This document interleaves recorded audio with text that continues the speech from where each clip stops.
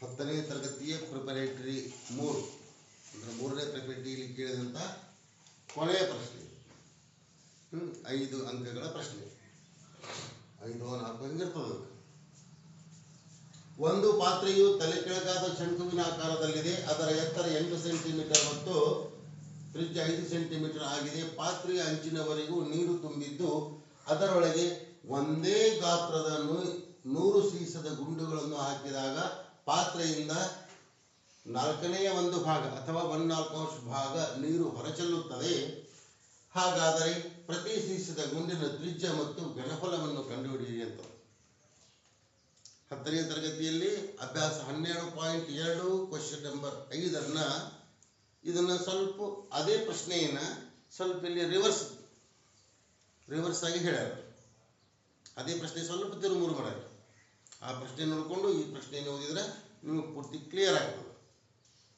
ಇದು ಭಾಳ ಇಂಪಾರ್ಟೆಂಟ್. ಯಾಕಂದ್ರೆ ಪ್ರಿಪರೇಟರಿಯಲ್ಲಿ ಕೇಳಿಕತ್ತಾರಂದ್ರೆ ನಾವು ಈ ಥರನಾಗಿ ನಿಮ್ಗೆ ಟೆಸ್ಟ್ ಮಾಡ್ತೀವಿ ಅಂತ ಅಡ್ವಾನ್ಸಾಗಿ ಅವರು ಸ್ವಲ್ಪ ಹೇಳ್ಯಾರ. ಏನು, ಒಂದು ಶಂಕು ಅದ, ತಲೆ ಕೆಳಗಾದ ಶಂಕು ಅಂದಾರ. ನಾವು ತಲೆ ಕೆಳಗಾದ ಕನ್ಫ್ಯೂಸ್ ಆಗ್ತದೆ ಅಂತ ತಿಳ್ಕೊಂಡು ನಾನು ಸೀದಾನೇ ಬರೆದೀನಿ, ಏನು ಪ್ರಾಬ್ಲಮ್ ಆಗೋದಿಲ್ಲ.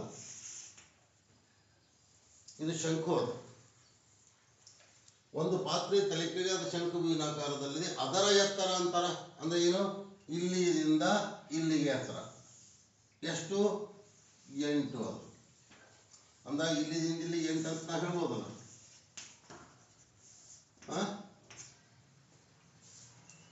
ಮತ್ತು ತ್ರಿಜ್ಯ 5 ಸೆಂಟಿಮೀಟರ್ ಆಗಿದೆ. ಇದರ ತ್ರಿಜ್ಯ ಇಲ್ಲಿಂದ ಇಲ್ಲಿಗೆ ತ್ರಿಜ್ಯ ಎಷ್ಟು, 5 ಸೆಂಟಿಮೀಟರ್ ಅಂದ. ಅದು ಎತ್ತರ 8, ತ್ರಿಜ್ಯ 5 ಸೆಂಟಿಮೀಟರ್ ಇರುವಂತಹ ಶಂಕುವಿನಲ್ಲಿ ಪೂರ್ತಿ ನೀರನ್ನು ತುಂಬ್ಯಾರ. ಫುಲ್ಲು. ಇನ್ನು ಒಂದೇ ಒಂದು ಡ್ರಾಪನ್ನು ಹಾಕದೇವಂದ್ರೆ ನೀರು ಹೊರಗೆ ಚೆಲ್ತದ ಅನ್ನುವಂಗೆ ತುಂಬ್ಯಾರ.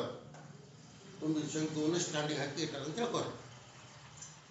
ಅದರೊಳಗೆ ಒಂದೇ ಗಾತ್ರದ 100 ಸೀಸದ ಗುಂಡುಗಳನ್ನು, ಒಂದು ಗುಂಡುಗಳು ಹಾಕಿವಿ.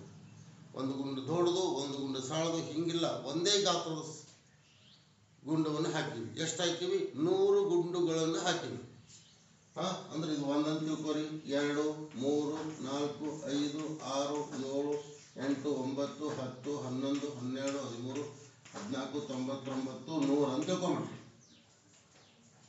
100 ಅದು ಈ ಸಲ ಎಷ್ಟು ಗುಂಡುಗಳದಾವು, ಗುಂಡುಗಳ ಸಂಖ್ಯೆ ಎಷ್ಟು, 100.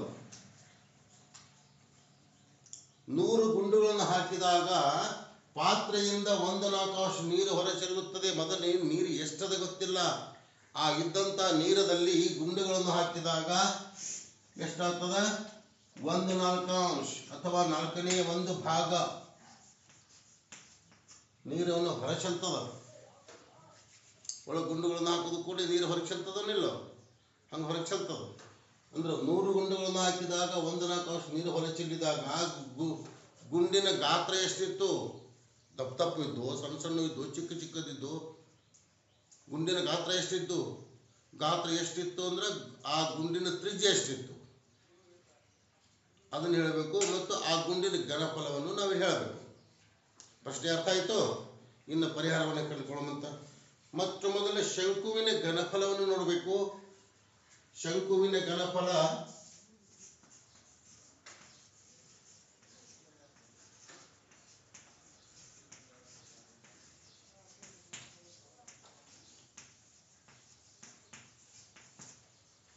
ಶಂಕುವಿನ ಘನಫಲವನ್ನು ಕಂಡುಹಿಡಿಯುವಂಥ ಸೂತ್ರ ಯಾವುದು, 1/3 πr²h. ಹೌದಾ, 1/3 πr²h. ಹೌದಾ, ಎಸ್, 1/3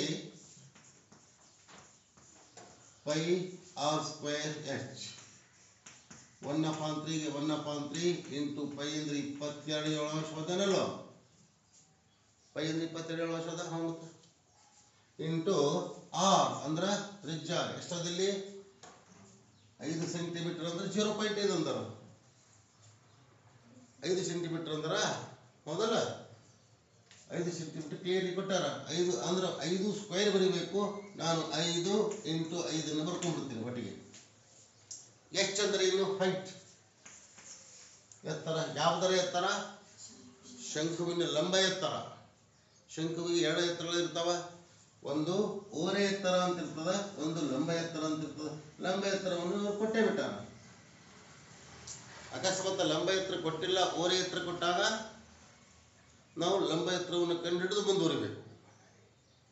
ಇಲ್ಲಂತವ್ರು ಕ್ಲಿಯರ್ ಕೊಟ್ಟಾರ, ಅದ್ರದ್ದೇನು ಹೇಳುವಂಥದ್ದು ಅವಶ್ಯ ಇಲ್ಲ. 8 ಅಂತ ಬರೆದಿರ್ತೀನಿ. ಹೆಚ್ಚಂದ್ರೆ ಎಷ್ಟಾಯ್ತು?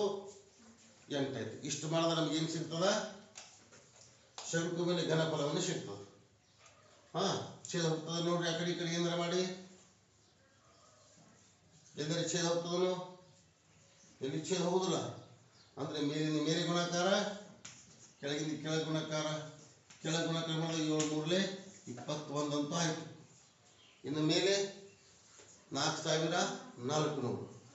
4400 ಏನಿದು?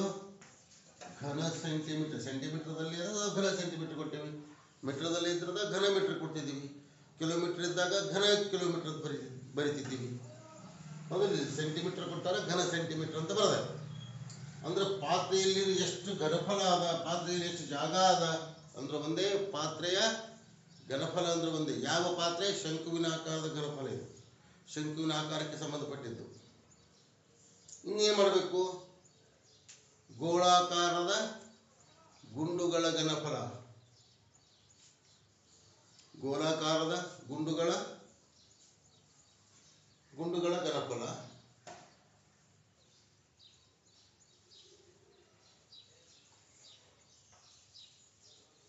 ನೀರವನ್ನು ಹೊರಚೆಲ್ಲಿದಾಗ ಅಂತಾರಲ್ಲ, ಏನಪ್ಪ ಇದು? ಗೋಳಾಕಾರದ ಗುಂಡುಗಳ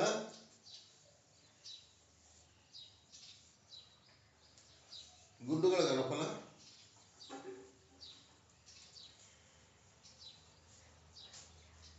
ಏನಾಗ್ತದೆ ಇದು? ಗೋಳಾಕಾರದ ಗುಂಡುಗಳ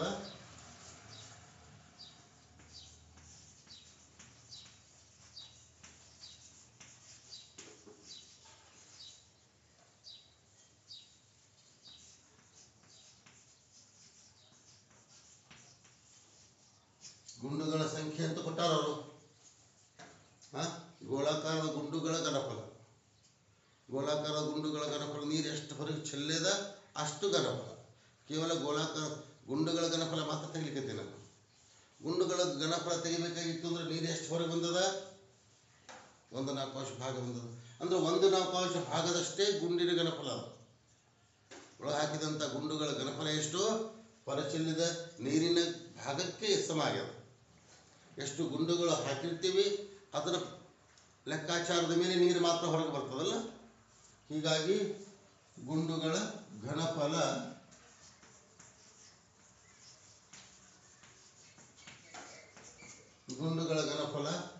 ಏನು ಮಾಡಬೇಕು? ಒಟ್ಟು ಘನಫಲ ಎಷ್ಟದ? 4400/21. ನೀರು ಎಷ್ಟು ಹೊರಗೆ ಬಂದದ ಅಷ್ಟು ಗುಂಡುಗಳ ಘನಫಲ ಅಂದಾಗ 1/4 ಛೇದ ಹಾಕೋರಿ. 4 1 4 11 2 0 2 0 ಎಷ್ಟು ಬಂತು? 1100/21. ಎಷ್ಟು? ಒಳಗೆ ಹಾಕಿದಂಥ ಗುಂಡುಗಳ ಘನಫಲ. ಒಳಗೆ ಹಾಕಿದಂಥ ಗುಂಡುಗಳ ಘನಫಲ ಎಷ್ಟು ಬಂತು? 1100/21 ಘನ ಸೆಂಟಿಮೀಟರ್ ಬಂತು. ಕೇವಲ ಗುಂಡುಗಳಷ್ಟೇ. ಎಲ್ಲ ಗುಂಡುಗಳ ಘನಫಲ, ಒಂದು ಗುಂಡಿನ ಘನಫಲ ಅಲ್ಲ, ಎಲ್ಲ ಗುಂಡುಗಳ ಘನಫಲ ಬಂತು. ನಾವು ಒಂದೇ ಗುಂಡು ಕೆಳಗತ್ತಿಲ್ಲ, ಎಲ್ಲ ಗುಂಡುಗಳು. ಎಲ್ಲ ಗುಂಡುಗಳು ಅಂದ್ರೆ ಏನು? 100 ಗುಂಡುಗಳ ಘನಫಲ. 100 ಗುಂಡುಗಳ ಘನಫಲ ಹೆಂಗೆ ಬಂತು? 100 ಗುಂಡುಗಳು ಹಾಕಿದಾಗ 1/4 ನೀರು ಹೊರಗೆ ಬರ್ತದ. ಆ 1/4 ಮ್ಯಾಚ್ ಮಾಡಿದರೆ ಗುಂಡುಗಳಿಗೆ ಮ್ಯಾಚ್ ಮಾಡಿದಂಗೆ ಆಯ್ತಲ್ಲ. ಹೀಗಾಗಿ 100 ಗುಂಡುಗಳ ಘನಫಲ ಎಷ್ಟು? ಇಷ್ಟು ಬಂತು. ಅಂದ್ರೆ ಗೋಳಾಕಾರದ ಗುಂಡುಗಳ ಘನಫಲ ಅಂದ್ರೆ ಗೋಳಾಕಾರದ 100 ಗುಂಡುಗಳ ಘನಫಲ ಅಂತ ಬರೀಬಹುದು ಕ್ಲಿಯರ್ ಆಗಿ. ಗೋಳಾಕಾರದ 100 ಗುಂಡುಗಳ ಘನಫಲ. ಅರ್ಥ ಆಯ್ತಾ? ಕ್ಲಿಯರ್ ಆಯ್ತು? ಇನ್ನು ಗೋಳದ ಘನಫಲ, ಒಂದು ಗೋಳದ ಘನಫಲ, ಒಂದೇ ಒಂದು ಗೋಳದ ಘನಫಲ, ಒಂದು ಗೋಳದ ಘನಫಲವನ್ನು ಬೇಕು. ನಾವು 100 ಗುಂಡುಗಳ ಘನಫಲ ತೆಗೆದೀವಿ. ನಾವು ಒಂದು ಗುಂಡಿನ ಘನಫಲವನ್ನು ನಾವು ಕಂಡುಹಿಡಿಯಬೇಕಲ್ಲ. ಸ್ವಲ್ಪ ಕ್ಲಿಯರ್ ಮಾಡ್ತೀವಿ.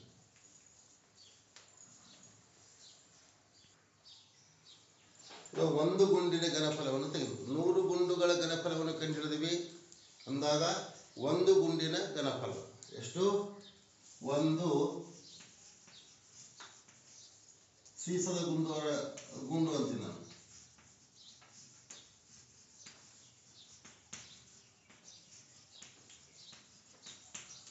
ಘನಫಲ 100 ಗುಂಡುಗಳ ಘನಫಲ ಎಷ್ಟಿತ್ತು?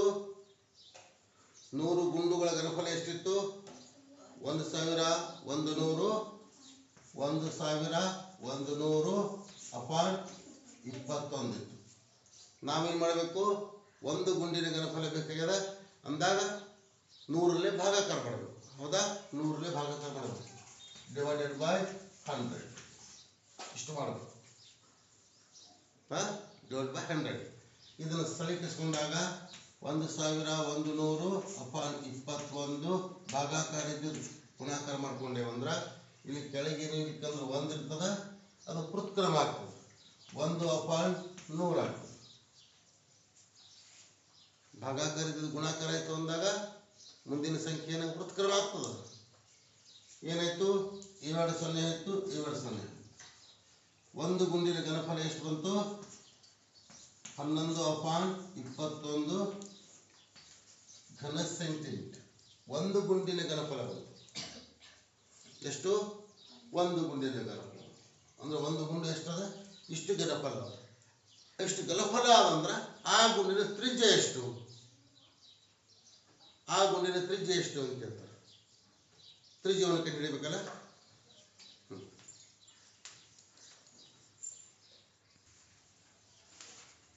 ಏನು ಮಾಡಬೇಕೀಗ? ಒಂದು ಗುಂಡಿನ ಘನಫಲವನ್ನು ಕಂಡುಹಿಡಿದೀವಿ. ಆ ಕಂಡುಹಿಡಿದಂಥ ಗುಂಡಿನ ತ್ರಿಜ್ಯವನ್ನು ಕಂಡುಹಿಡಬೇಕು. ಹೌದಾ? ಅಂದ್ರೆ ಏನು? ಗೋಳದ ಘನಫಲ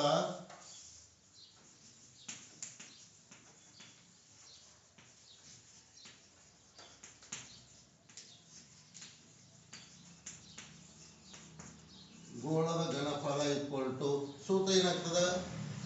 4/3/r³ ಎಷ್ಟು? 4/3/r³. ನಾವು ಗೋಳದ ಘನಫಲ ಒಂದು ಗೋಳದ ಘನಫಲ ನಾವು ಕಂಡುಹಿಡಿದೀವಿ. ಎಷ್ಟಿತ್ತು? 11/21 ಇತ್ತು. ಹೌದಾ? 11/20 ಘನ ಸೆಂಟಿಮೀಟರ್ ಇತ್ತು. 11/21 ಬರೆದಿವಿ ಈಕ್ವಲ್ ಟು ಗೋಳದ ಘನಫಲಕ್ಕೆ ಗೋಳದ ಘನಫಲದ ಕೆಳಗೆ ಬರೆದಿವಿ. 4/3 ಇಂಟು 22/7 ಇಂಟು r. ನಾವೇನು ಕಂಡುಹಿಡಬೇಕು? r1 ಕಂಡುಹಿಡಬೇಕು. ಅಂದ್ರೆ r³ ನಾವು ಇದನ್ನೇ ಕಂಡುಹಿಡಬೇಕಲ್ಲ, ತ್ರಿಜ್ಯವನ್ನು ಕಂಡುಹಿಡಬೇಕಾಗಿದೆ. r³ ಬಿಟ್ಟು ಇದೆಲ್ಲ ಈ ಕಡೆ ಸರಿಸ್ಬಿಡೋದು. ಅಂದಾಗ ಹೆಂಗೆ ಸರಿಸಬೇಕು? 11/3 11/21 ಇಂಟು 4/3 ಈ ಕಡೆ ಸರಿಸುವಾಗ ಏನಾಗ್ತದೆ? 3 ಉತ್ಕ್ರಮ ಆಗ್ತದಲ್ಲ. 3/4 ಇದು ಒಂದು ಈ ಕಡೆ ಸರಿಸ್ರಿ. 22 ಈ ಕಡೆ ಸರಿಸ್ರಿ. 7/22 ಇದು r² ಅಲ್ಲ r³ ಆಗುತ್ತೆ. ಇದು ಸ್ಥಳೀಕರಿಸಿದ್ರೆ ಇಲ್ಲಿ ಛೇದ ಹೊಡೆಯಿರಿ. 7 1 7 3 3 ಕ್ಯಾನ್ಸಲ್ ಆಯಿತು.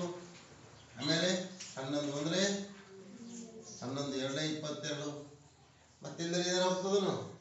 ನಾವು 1 1 1 1 1 1 ಆಯಿತು. ಇನ್ನೊಂದು 4 2 8 ಆಯಿತು. ಈಕ್ವಲ್ ಟು r³ ಆಯಿತು. r³ ಹೆಂಗೆ ಬರ್ತೀವಪ್ಪ ನಾವು? ಘನ ಅದಲ್ಲ ಅಂದ ನಾವೇನು ಮಾಡ್ತೀವಿ? ಇಲ್ಲಿ 1/1 r³ ಹೆಂಗೆ ಬರ್ತೀವಿ? ಘನ ಅದಂದ್ರೆ 1 ಇಂಟು 1 ಬರ್ತೀವನಿಲ್ಲ.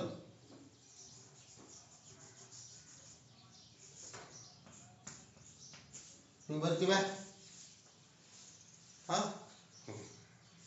ಇನ್ನು ಇದನ್ನ ಹೆಂಗೆ ಬರ್ತೀವಿ? 8 ಅನ್ನೋದು ಹೆಂಗೆ ಬರ್ತೀವಿ 8 2 ಇಂಟು 2 ಇಂಟು 2 ಬರಿಬೋದಲ್ಲ. ಹಾಂ 2 ಇಂಟು 2 ಇಂಟು 2 2 4 4 8 ಆಗ್ತದಲ್ಲ. ಇದಕ್ಕೇನು ಈಕ್ವಲ್ ಆಯಿತು? ಆರ್ ಕ್ಯೂಬ್ ಈಕ್ವಲ್ ಆಯ್ತಾ? ಹಾಂ ಛೇದ ಹೊಡೆದೆ ಬಂದರೆ ಇಲ್ಲಿ ಕ್ಯೂಬ್ ತಗೋಬೇಕು. ಹೌದಾ? Equal to R equal to ಏನಾದ್ರು ಛೇದ ಹೋಗ್ತದೆ ನೋಡ್ರಿ. ಇನ್ನೇನಾರು ಆಗ್ತದ ನೋಡ್ರಿ, ಛೇದ ಹೋಗ್ತದೆ. ಏನೇನು ಆಗ್ತದ? ಆರ್ ಈಕ್ವಲ್ ಟು ಎಷ್ಟು ಬಂತು? ಕ್ಯೂಬ್ ತಗೊಂಡೇವು ಅಂದ್ರೆ ನಾವೇನು ಮಾಡ್ತೀವಿ? ಒಂದೊಂದೇ ಒಂದು ಒಂದಾಯ್ತು. ಅಷ್ಟು ಕೂಡಿ ಇಷ್ಟಾಯ್ತು. ಆರ್ ಈಕ್ವಲ್ ಟು 1/2 ಆಯ್ತಾ? ಆರ್ ಈಕ್ವಲ್ ಟು 1/2 ಅಂದ್ರೆ ದೇರ್ಫೋರ್ ಆರ್ ಈಕ್ವಲ್ ಟು 1/2 ಆಯಿತು. 1/2 ದಶಮಾಂಶದಲ್ಲಿ ಬರೆದಾಗ 0.5 ಸೆಂಟಿಮೀಟರ್ ಬರಿಬೋದು. ಸೆಂಟಿಮೀಟರ್ ಯಾಕೆ ಬರ್ತದೆ? ಎಲ್ಲ ಮಾನದಂಡಗಳು ಸೆಂಟಿಮೀಟರ್ದಲ್ಲಿ ಅದಾವ, ಸೆಂಟಿಮೀಟರ್ ಒಳಗೆ 0.5 ಆ ಗುಂಡಿನ ತ್ರಿಜ್ಯ ಬಂತು. ಅರ್ಥ ಆಯ್ತಾ ಹೇಳಿದ್ದು? That's all.